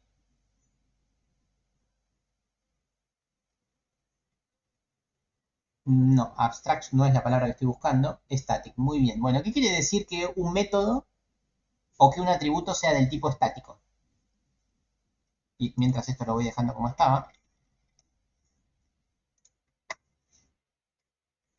Vamos con public static int, no sé, cualquier cosa. Bueno, a ver, yo acá estoy generando una variable pública, o sea que puede acceder cualquiera, para simplificar un poco, entere que se llama número, pero estoy poniendo que es estática, es una variable estática. ¿Se acuerdan qué quiere decir esto? Porque esto sí lo vamos a usar muchísimo en esta materia, muchísimo.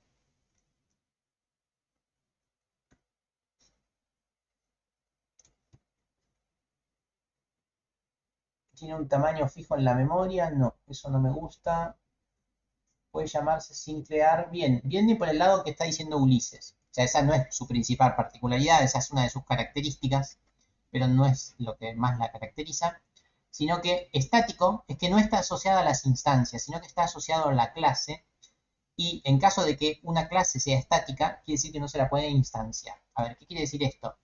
Hablando en castellano, quiere decir que esta variable número es una variable de la clase persona y no es una variable, no es un atributo de las instancias. O sea, en castellano, para nosotros, es una variable compartida. Es una variable que está compartida por todas las personas que generemos. Todas las personas que generemos van a tener este número. ¿Sí? ¿Se entiende? Eso es que algo sea estático. Que no está relacionado a la instancia, sino sí está relacionado a la clase. ¿Bien? Profe, ¿Sí? mil disculpas. ¿Pasa algo así, por ejemplo, con las librerías, por ejemplo, la de matemática Math? Puede ser, ¿no?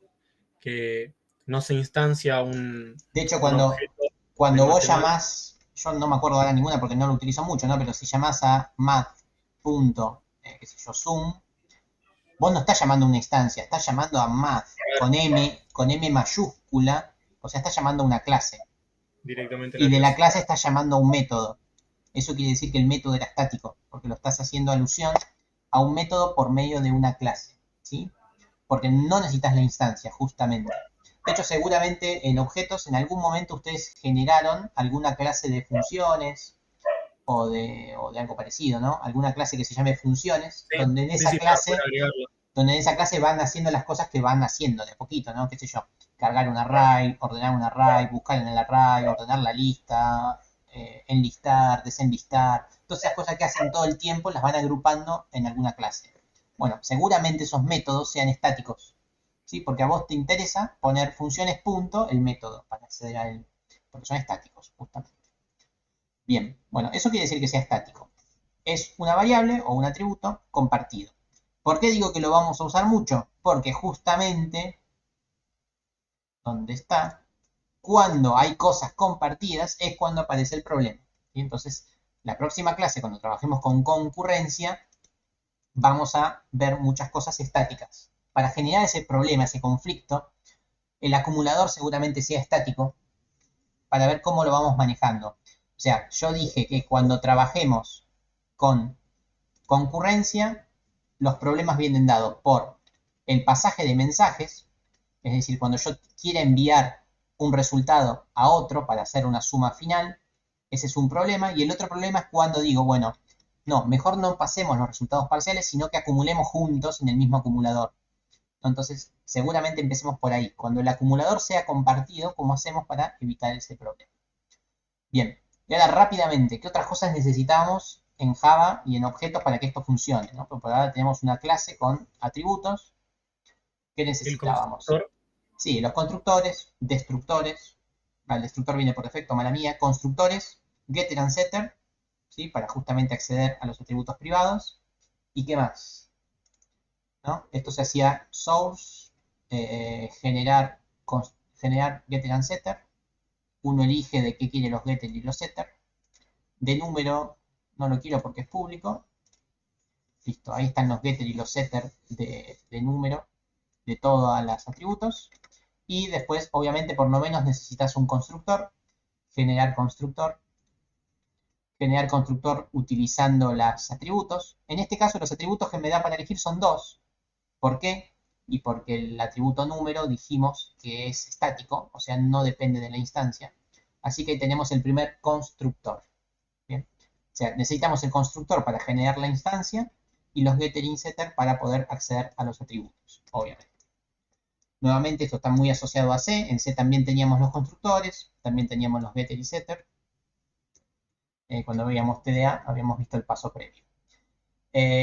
Bueno, anecdótico, vamos a seguir trabajando obviamente con el camel case, como debe ser en orientación a objetos y en cualquier otra rama de la programación, por lo menos en estos lenguajes. Y comentario así obvio, las funciones y los procedimientos también empiezan con minúscula, van con mayúscula, todo lo mismo que veníamos viendo en otras materias, con la particularidad que los constructores, por excepción, van con mayúscula también. ¿Sí? Los constructores, como hacen alusión, como devuelven a una persona, ¿sí? El constructor empieza con mayúscula y nos dice el retorno, y también es el nombre de la función en este caso. ¿Sí? El constructor tiene una particularidad que es esa, ¿sí? Que no empieza con minúscula. Bien, y es el que me retorna la instancia.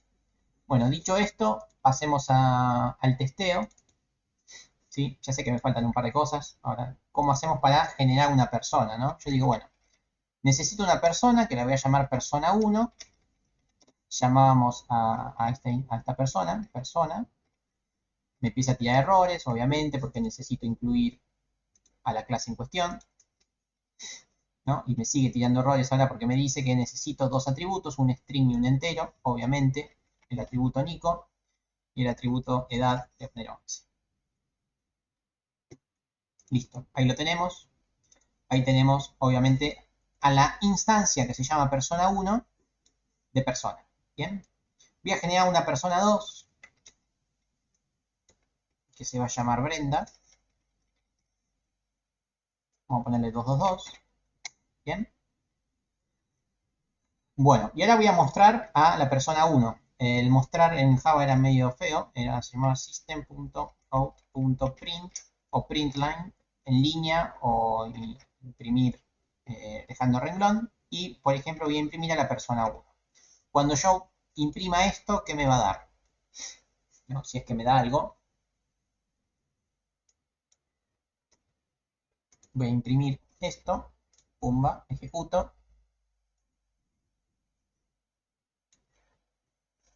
Sí, los métodos abreviados no me los recuerdo, porque hace 1000 años que no uso Eclipse, pero bueno, efectivamente me da algo asociado a la posición de memoria donde está guardada la persona. ¿Sí? No me muestra la persona. Si yo quiero que me muestre la persona, ¿qué teníamos que hacer? El toString, efectivamente. Y sobre el toString quiero ir, porque eso también lo vamos a usar, no el toString en sí, sino algo que tiene que ver con el toString. ¿No? Voy a source, generar toString, por defecto, déjalo ahí, pum, toString. ¿No? Dejo el toString por defecto. El toString es justamente transformarme a la persona en un string. Esto es lo que hace esta función, ¿no? Porque me retorna un string con los atributos de esta persona. Esta es la palabrita clave que yo quiero que me digan qué quería decir. ¿Qué quiere decir override? ¿No? ¿Por qué aparecía esta palabra? Yo no la puse, apareció por defecto. Sobreescribir, sobrecargado, efectivamente, pero ¿a qué hace alusión? ¿Por qué aparece esta palabra en este método y no en los otros? El método por defecto. Sí, defecto no es la palabra clave, pero viene por ese lado. En Java, todas las clases que uno genera heredan de una clase que se llama la clase Object. Y en esa clase Object ya existe el toString. Entonces vos en tu clase lo que haces es lo sobreescribís con este nuevo toString. ¿Por qué hago eso? Porque ahora vamos a repasar el concepto de herencia, ¿sí? Y el concepto de sobrecarga de método que alguien dijo por ahí, polimorfismo que alguien dijo por allá, y el de interfaces, porque también lo vamos a usar bastante en esta materia. Entonces, cuando uno sobrescribe un método o una función o un procedimiento, si yo no cambio los argumentos y el método se llama exactamente igual, ¿cómo se llama eso? O sea, vamos a hacer, lo voy a escribir en algún lado, lo voy a escribir acá. Hay dos conceptos que se suelen confundir: polimorfismo, sobrecarga de método, ¿no? Cuando un método es polimórfico, ¿sí? Cuando se generó polimorfismo y cuando hay sobrecarga de método.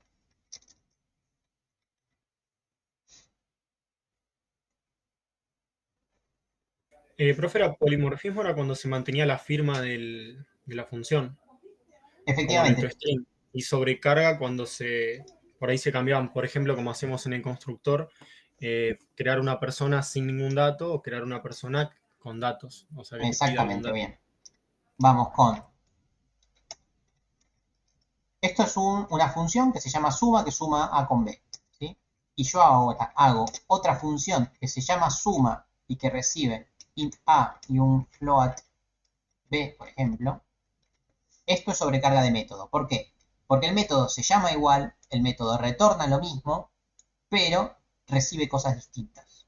Entonces la clave está acá, que se llama exactamente igual, pero recibe cosas distintas. En la sobrecarga de método, en Java y en otros lenguajes que permiten justamente sobrecargar métodos, no importa que se llamen igual los métodos, al mandarle cosas distintas, ¿sí? La clase ya sabe cuál tiene que utilizar, ¿sí? Esto recordemos cuando trabajamos en C, en el año que hayan cursado programación, no se podía tener funciones o procedimientos que se llamen igual, por más que reciban cosas distintas. Bueno, ahora sí se puede. Y eso se llama sobrecargar un método, ¿sí? Le das distintos comportamientos en base a los atributos que recibe, a las variables que recibe, a los parámetros de entrada.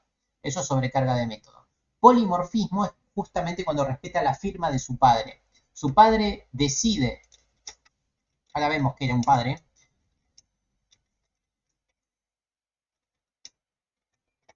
el padre decide que todos sus hijos tengan una función que se llama suma y que reciba un entero que se llama, no importa qué va a ser la función, los hijos lo que hacen es hacen esa suma. ¿Sí? Los hijos implementan lo que el padre le dijo con el formato que le dijo el padre. Los hijos lo implementan como pueden, o como quieren, o como deben, ¿sí? Le dan su impronte a la función que dijo el padre. ¿Bien? Eso es polimorfismo. O sea, que tiene varias formas la misma función según qué clase la instancia o la llama. ¿Bien? Esto también lo vamos a usar, más que polimorfismo vamos a usar sobrecarga de método, por ahí en algún momento también, pero el polimorfismo es importante y ahí es cuando aparece la palabra override seguramente. Ahora vamos a verlo un poco, pero ahí va a aparecer. Bueno, ahora veamos, ¿por qué yo generé dos personas? Persona 1 y persona 2.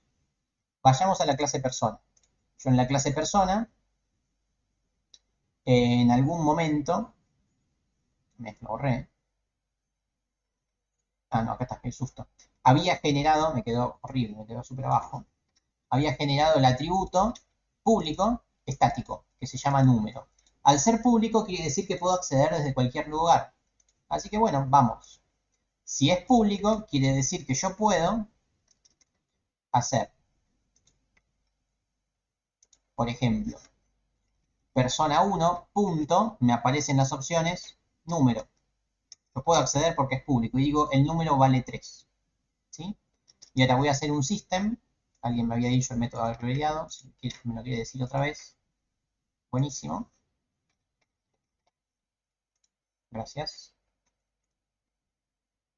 Si yo imprimo esto, te va a imprimir. Y es obvio, ¿no? Si yo acabo de cambiar número por 3, me va a mostrar por pantalla un 3, obviamente, ¿no?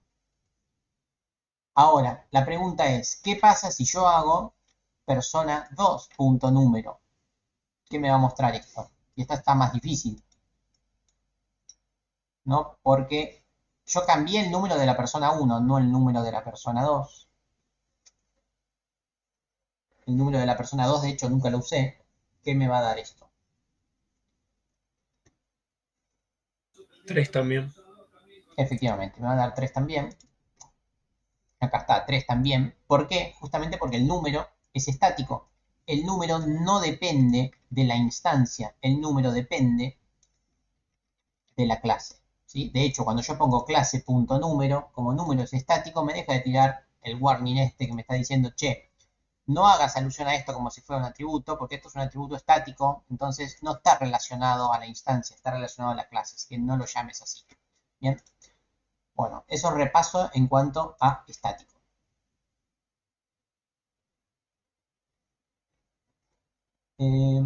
Estoy casi seguro que en las librerías que ustedes crearon, en las librerías propias que ustedes hayan usado, tuvieron que usar estático, ¿sí? En las funciones, procedimientos y en los métodos tuvieron que usar estático, ¿sí?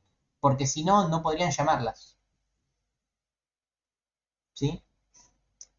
Alguien ahí me interrumpió y me dijo, sí, creamos la clase funciones. Bueno, la clase funciones tiene que tener métodos estáticos, o tiene que ser una clase estática, mejor dicho, para que no se instancie y puedas acceder a los métodos estáticos, ¿sí? Porque si no, no los podés reutilizar sin instanciar, ¿bien? Y pierde la gracia la librería, justamente. Ok, bueno, entonces tengan presente el concepto de estático, repásenlo para la próxima clase que lo vamos a usar un montón. Y el último, quería repasar varias cosas, pero tampoco quiero que se me vaya el tiempo con esto, es repasar otro concepto que es el concepto de herencia, ¿sí? ¿Qué quiere decir herencia? Quiere decir cuando una clase puede reutilizar a otra o una clase está contenida en alguna otra. Por ejemplo, ¿dónde podría ser herencia acá? O sea, ¿qué clase podría generar para generar herencia justamente?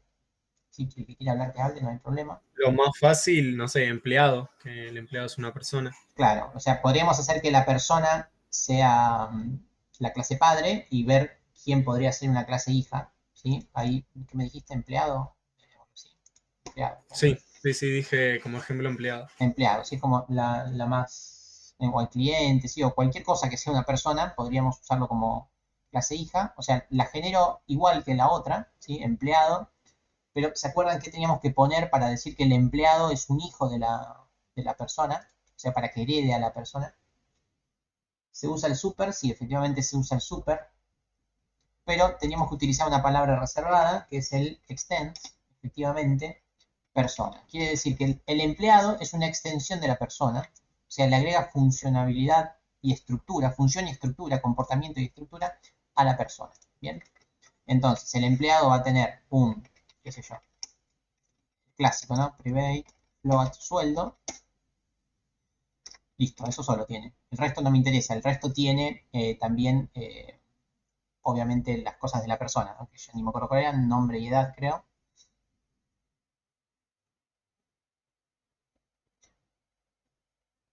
El super se usa para acceder a la persona. Bien, ahí yo generé el atributo. Ahora, ¿qué más, otra cosa debería generar? Obviamente lo de siempre, los getter y los setter. Vamos, va, getter y setter. Y el constructor. Y ya que estamos, usemos el toString. Ya recordamos lo que era. Bueno, ahí se lo ve bastante mejor. Bien. Perfecto. Miremos esto. Cuando yo genero el constructor del empleado, si bien el empleado tiene sueldo nada más, cuando se genera el constructor, ¿qué me pide? Me pide también el nombre y la edad, justamente porque el empleado es una persona. Entonces, primero hay que instanciar a la persona y después, además, generar todo lo que falta para el empleado, o sea, para el sueldo. ¿Sí? El toString por defecto, como bien dijo por ahí alguien, me retorna únicamente los datos del empleado. ¿Cómo hago para que también me retorne los datos del padre? ¿Sí? ¿Cómo hacemos? Efectivamente, en el retorno, atrás o adelante, donde quieran, super, que es lo que me permite acceder al padre. Siempre que pongo super punto algo, es porque estoy accediendo a las cosas del padre. ¿Sí? Accedemos al toString del padre y le sumamos el del empleado. Listo. Dicho esto, volvemos al testeo. Vamos a generar por algún lado un empleado. Se va a llamar E1, new empleado.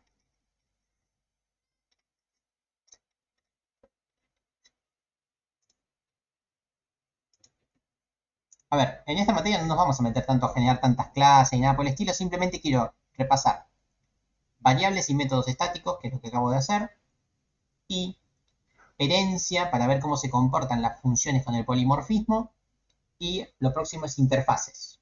¿Sí? Bien. Bueno, el empleado me tira error porque me dice, che, amigo, necesito un string, un entero y un float. Y obviamente. Así que necesitamos, qué sé yo, López con el 23 y un sueldo. Tum, tum, tum, tum. Ahí tenemos el sueldo. Me tira en rojo, ¿por qué? Porque soy malísimo con esto. Ah, me dice que tiene que ser flotante. Aclaramos que es un flotante con una F. Bien, ahí tenemos el empleado. Vamos a hacer el system para mostrar al empleado. Pumba, el empleado E1. Y le mandamos play. Bueno, acá está el empleado. Me dice, che, el empleado es una persona también, por más que trabaje mal y que gane poco, es una persona que se llama López y tiene 23. Y como empleado gana esto. Así que efectivamente generé herencia. Estoy reutilizando lo que estaba en persona. ¿Por qué hago esto? Por lo siguiente. Supongamos que, vamos acá. Supongamos que la persona, le voy a agregar un método a la persona. ¿Sí? Estoy en persona. ¿Sí? Voy a generar un public. Voy a hacer un void para hacerlo bien sencillito. Le voy a llamar función. ¿Sí? Que no recibe nada. Función es una palabra reservada. Función 1 se llama soy el padre. Nuevamente, es un procedimiento público que está en la persona y se llama soy el padre. ¿Sí? Ahora bien, si yo vengo a testeo, ¿qué pasa si hago e1. Función 1? ¿Esto anda o no anda? ¿Y qué muestra? Función 1 era del padre, no del hijo. Y lo estoy llamando desde el hijo. ¿Qué creen? ¿Va a funcionar o no va a funcionar? Y sí, obvio que anda, porque si no me hubiera tirado semejante error. ¿Sí? Hereda el método, efectivamente. Así que todo lo que tiene el padre, el hijo lo tiene. Y la pregunta es, yo ahora vengo al hijo. Si yo vengo al hijo, se llama empleado, y hago la misma función, ¿sí? Y digo, soy el hijo, ¿esto anda o no anda? ¿Y qué hace? ¿No? Toma la del hijo, efectivamente. ¿Sí? Acá se generó el polimorfismo, ¿no? El padre te dice, che, esto se hace así. Vos como hijo, cuando sos pequeño, no sabes cómo se hace, das por hecho que se hace como dice tu padre. Ahora, cuando ya tenés las herramientas suficientes, lo haces como pensás que se hace. Y efectivamente, ahí cambió su forma la función o el procedimiento. ¿Sí? Quedó, nada, tomó la forma del hijo esta función, por más que se llame igual. ¿Sí? Genial. Bueno, y el otro concepto último que vamos a repasar ahora es el de interfaz. ¿Cómo se llevan con ese concepto?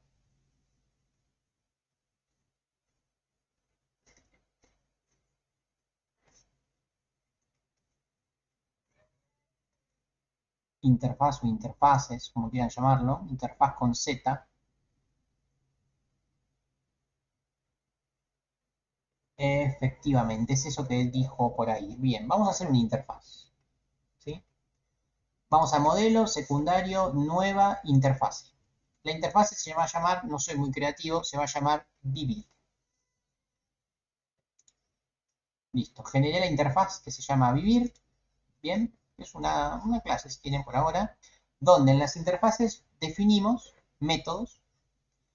Por ejemplo, vamos con un public void, qué sé yo, estoy viviendo. Listo.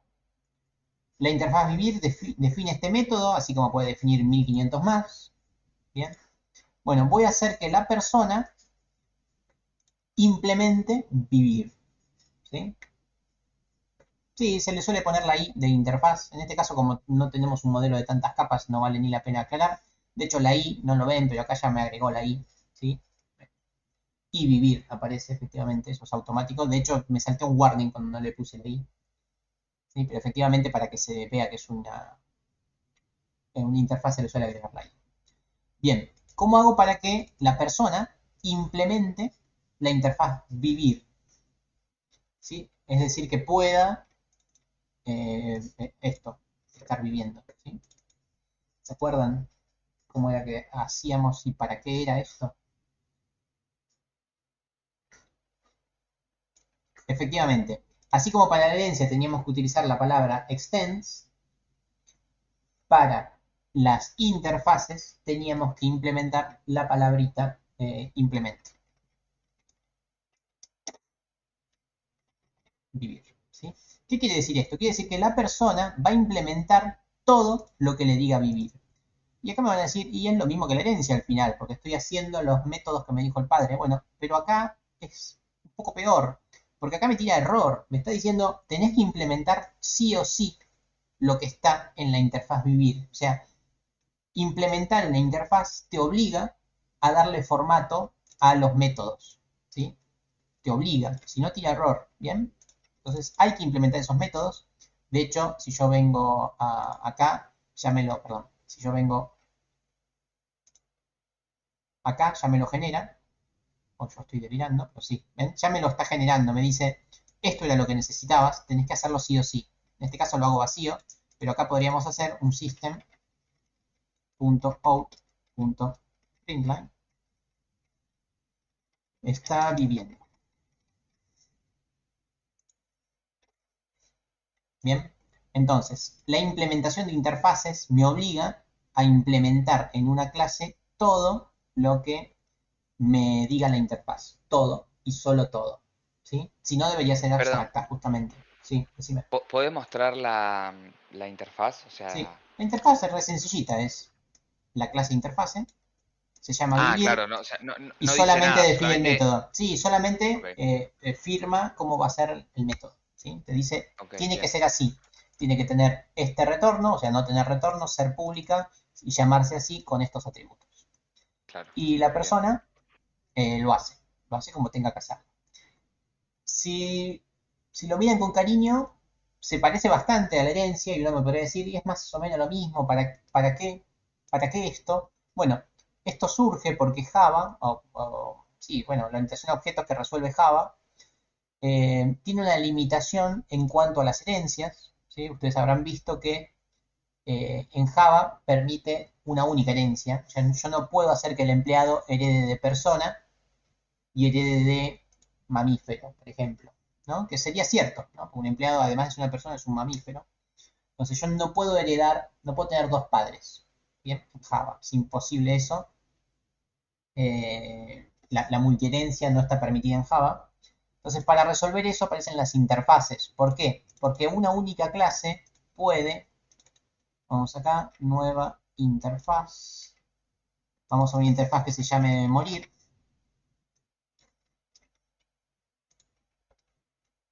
¿Sí? La dejo así sin nada para hacerlo rápido. Una única clase puede implementar dos interfaces. ¿Sí? Entonces, eso es lo que ganamos con las interfaces. Que si bien no, la palabra correcta no es heredar, pero es como que uno podría pensar que está heredando de dos clases. En verdad está implementando dos clases. ¿Sí? Es por eso que se inventaron las interfaces. Para poder resolver ese problemita que tiene Java, que es la que prohíbe la multiherencia. Como no se puede hacer multiherencia, por lo menos existen las interfaces. ¿Por qué voy con esto? Porque en esta materia vamos a utilizar muchísimo la implementación de interfaces. ¿Sí? O sea, vamos a usar mucho esta palabrita implement y vamos a usar muchísimo esta palabrita extends. ¿Sí? Vamos a heredar cosas y vamos a implementar cosas que alguien más ya hizo. Entonces eso nos va a tirar un montón de errores que tenemos que tener conscientes de cómo solucionarlos. Es, porque me falta sobreescribir el método, porque me falta tal polimorfismo, ¿sí? ¿Y por qué las cosas funcionan? Yo les voy a decir, y porque estoy implementando una determinada interfaz. ¿O por qué funciona? Porque yo no lo definí y lo definió el padre y esas cosas, ¿sí? Entonces, nada, quería hacer este repaso como para distinguir entre interfaz, herencia y estático. ¿Sí? Son las tres palabras claves que vamos a utilizar todo el tiempo. ¿Sí? Bien, bueno, Abstracto es un parentesco a. Perdón, sí. interfaz tiene un parentesco abstracto, ¿no? No le veo la similitud, ¿por qué lo decís? O sea, a ver, abstracto, ¿qué puede ser abstracto? Una clase, pero por ejemplo, vos podés tener un atributo abstracto en Java. Yo digo en Java porque es el que conocen, pero en objetos. ¿Podés tener un atributo abstracto también, además de una clase abstracta? No, pero, ¿O pero qué es una clase nosotros lo vimos como abstracta? una función. Una función abstracta que. Ahora no me acuerdo bien cómo era. Pero ¿Alguno se acuerda qué quiere decir que por ejemplo, que una clase sea abstracta? ¿O por qué ponerle el abstract a una clase?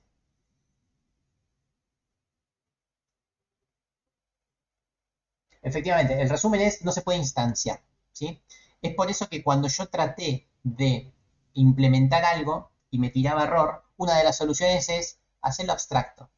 ¿Por qué? Porque si es abstracto no lo puedo instanciar, entonces si no lo puedo instanciar no tiene sentido hacer la implementación del método que me decía la interfaz. ¿Sí? Esa era la solución. Pero bueno, no es la idea no poderlo instanciar porque seguramente necesitamos el elemento. ¿Sí? Y la otra pregunta que les había hecho, ¿pueden generar un atributo o un método abstracto?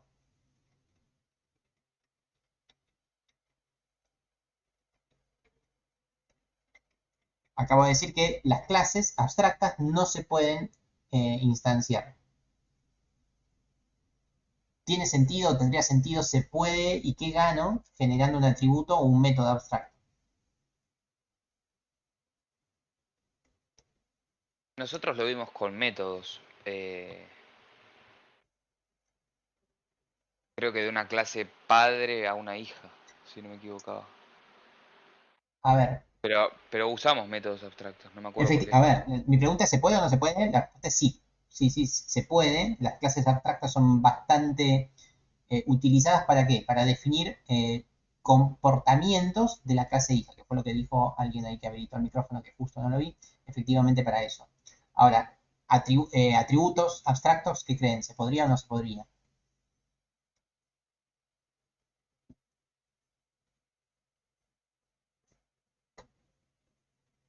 Entiendo que alguien lo respondió. A ver, ahí en el chat. Atributos no, efectivamente. A ver, la abstracción me dice en una clase que no la puedo instanciar y en un método me está diciendo que tengo que implementarlo en el hijo. ¿Sí? En un atributo no tendría mucho sentido un atributo abstracto, porque si yo no lo puedo instanciar, no puedo acceder al atributo. ¿Sí? Entonces, ¿para qué quisiera hacer un atributo abstracto si la clase ya es abstracta? Y entonces no le encuentro sentido al atributo abstracto. ¿Ok? Entonces, si vos me preguntás, ya no me acuerdo ni bien qué me habías querido decir, pero si vos me preguntás si la interfaz se parece a la abstracción, me cuesta ver la relación. Lo que sí te puedo decir es que si una clase es abstracta, hace que no tengas que implementar todo lo que te dice la interfaz, porque como es abstracta, no la puedes instanciar, entonces no vas a poder acceder a las implementaciones. No sé si ahí te respondí. O sea, ese podría ser el vínculo que hay entre la interfaz y la abstracción de la clase. Particularmente no creo que usemos clases abstractas, pero no me parece mal la aclaración. Bueno, por mi parte, esto era todo lo que quería repasar. Reitero, no vamos a usar todo esto de golpe, todo esto junto, pero de a poquito vamos a ir dando cosas, implementando cosas y generando cosas estáticas. Así que eso eh, lo quería repasar. Porque es la estandarización de interfaces. ¿Sí? Si bien lo podés no poner y funciona, cuando vos digas morir, no vas a saber si es una clase o si es una interfaz. La I te hace alusión a que es una interfaz, más fácil. ¿Sí? Solo para eso, es estandarización de la programación. Nada más. Bueno, este ha sido el repaso de hoy. No quería repasar mucho más. Yo ahora me voy a quedar acá sentado un ratito y voy a purificar un poco el código fuente. Voy a poner algún que otro llamadito, alguna función para que prueben más cosas. La idea es que no hagan nada con el código fuente, sino que vean los testeos que yo ahora voy a subir para entender bien cómo funciona y si tienen alguna duda de lo que subo, me preguntan. Eh, Pero bueno, nada más. Por ahí agrego una función más y que me digan a ver cómo funciona. La tarea de la clase de hoy va a estar bastante ligada a la tarea de la clase pasada. Recuerden que yo les di una tarea de no me acuerdo, 3 procesos, 4 procesos. Tenían que elegir, o yo les daba dos algoritmos de planificación en un único procesador. Bueno, ahora les voy a dar los otros 2 algoritmos que tenían. Bueno, que de hecho quedan 3 porque uno yo hice. Les voy a dejar algunos 2, no sé cuál. Ya lo tengo preparado el ejercicio, pero van a tener que hacer lo mismo con round robin y con prioridad, pero para algoritmos apropiativos. ¿Sí? O sea, una tarea muy parecida a la anterior. ¿Sí? Porque todavía estamos ahí medios blandos para empezar a hacer programas concurrentes. Así que nada, yo ahora les voy a dejar una tarea parecida a la de la clase 1, pero con algoritmos apropiativos. Que eso también ya lo vieron, o sea, sería repaso. Si no se acuerdan, me lo chiflan y lo vemos, o lo vemos la clase que viene. Si no, lo ojean. ¿Sí? Por prioridad y round robin para procesos, para algoritmos apropiativos de 3 procesos. Bien, bien sencillito. Seguimos en un solo procesador. A partir de la próxima clase, seguramente, a partir de la primera clase que estemos en el pizarrón, les voy a enseñar estos algoritmos, pero para más de un procesador. ¿Sí? Eso sí ya sería nuevo, pero por ahora es todo repaso de lo anterior. Bueno, dicho esto, no tengo mucho más. Yo ahora subo la grabación, purifico un poquito el código fuente y ya les habilito la tarea. Pero bueno, en resumen, tienen que hacer 2 algoritmos de planificación para un único procesador y para 3 procesos. Dicho esto, voy cerrando la transmisión. Nos vemos en la clase que viene de formato presencial si no me falla la memoria. Un abrazo.